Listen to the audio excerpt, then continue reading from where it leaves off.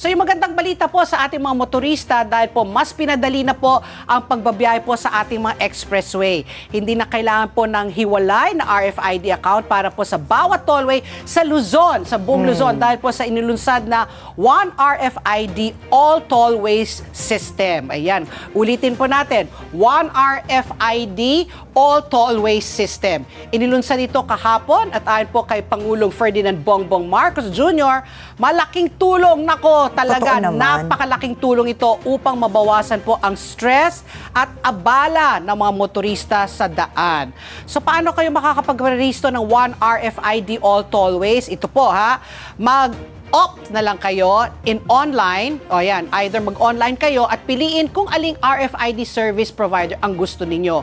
Kung gusto nyo bang auto-sweep o easy trip, you just have to choose one. So tanggalin na po ang hindi napiling RFID sticker sa mga autorisadong customer service center. So the next time you use the tollway, ayan, kung kunyari na-choose mo, napili mo gamiting auto-sweep, patanggalin nyo na lang doon yung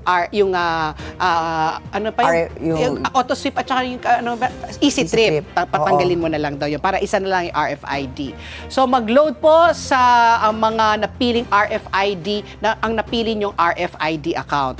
Ang registration po ay libre, kaya siguraduhin lang po isa lang ang RFID po sa inyong sasakyan at tuloy-tuloy po ang biyahe sa lahat po ng expressways. So hindi pwedeng dalawang puso mo, isa lang. Pumili ka talaga ng isa kung mag-commit ka na. Si auto-sweep o si easy trip, di ba? O kasi ako minsan nalilito talaga ako para to play safe, kakargahan ko na lang pareho. Sayang naman yung gastos pera. mo, tsaka diba? natutulog lang dyan yung pera mo. At wala talaga silang balak na ibalik. Oo, no?